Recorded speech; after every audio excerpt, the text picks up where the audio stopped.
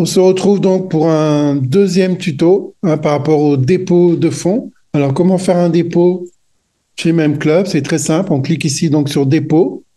On arrive sur cette page, nouveau dépôt. On va choisir le processeur dans lequel on veut faire un dépôt. On a 14 crypto-monnaies au choix, comme vous le voyez ici.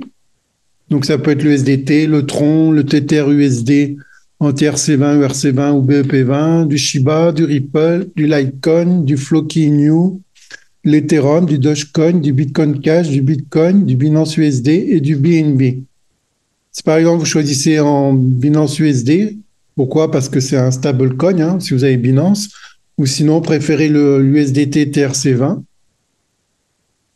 Voilà, vous sélectionnez le processeur, vous cliquez sur Continuer, et suivant le processeur que vous avez choisi, vous aurez une adresse de dépôt donc, qui correspond. Là, par exemple, c'est une adresse de dépôt en BUSD qui correspond donc au wallet de la société, mais à votre back-office personnellement, en fait.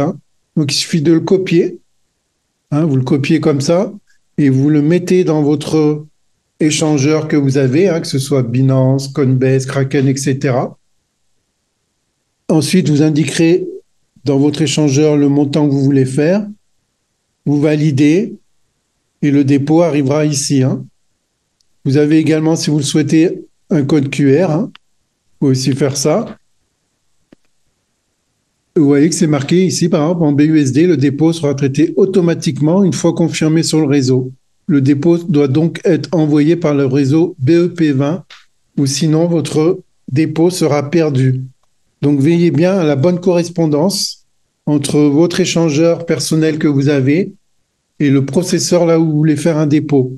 Si vous avez de la monnaie en USDT, ne faites pas un dépôt en Binance USD, vous risqueriez de perdre votre argent. Il faut bien que ça corresponde, c'est très important. Si vous avez un doute, demandez à votre parrain ou éventuellement contactez la société, créez ici un ticket et vous faites la demande à la compagnie avant de faire éventuellement un dépôt. Mais en principe, votre parrain doit être capable de vous renseigner. On peut également faire un dépôt, si on le souhaite, donc dans une autre crypto-monnaie. Pareil, on aura donc un wallet différent qui correspondra au processeur de la crypto-monnaie que vous avez choisi.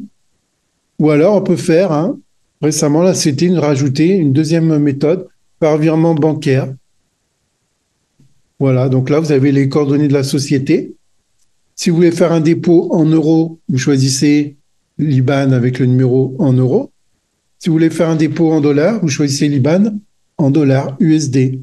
Donc, pour information, le compte bancaire de la société, vous voyez BG, ça veut dire qu'elle est en Bulgarie, sur les initiales du pays. Très important, donc, quand vous faites un virement depuis la France ou un autre pays, de bien noter tous ces détails-là sur votre compte bancaire ou avec votre conseiller bancaire. Vous donnez toutes ces informations-là. Je vais vous le mettre en français. Voilà.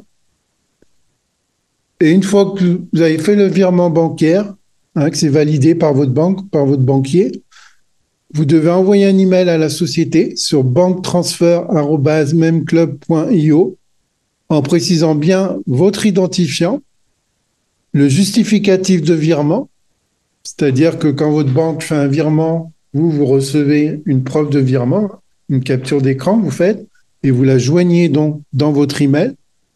Et vous précisez également, puisque vous avez payé la société en euros ou en dollars dans votre virement, mais la société va vous créditer en crypto-monnaie.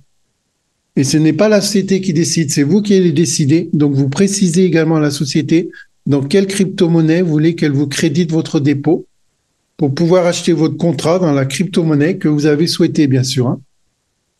Une fois que la société aura reçu votre argent, ce qu'on appelle votre e-wallet, c'est le porte-monnaie électronique qui correspond donc à votre portefeuille de dépôt. Vous ne pouvez pas retirer quand c'est sur le dépôt. Quand c'est sur le dépôt, c'est pour investir. Eh bien, une fois que votre argent arrive, votre virement est arrivé, il sera crédité du montant correspondant.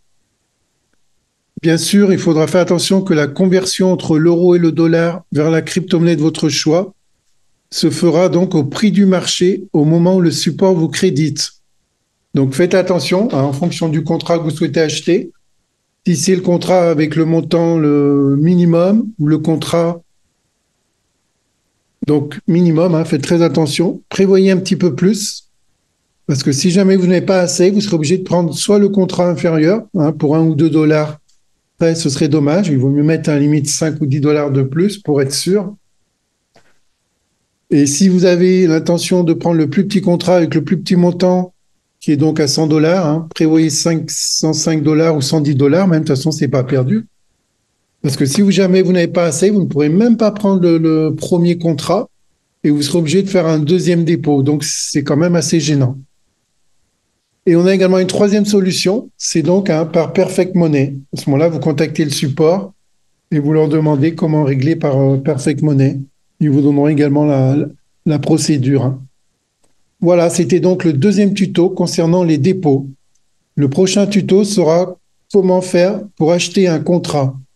Je vous dis donc à très bientôt pour un prochain tuto.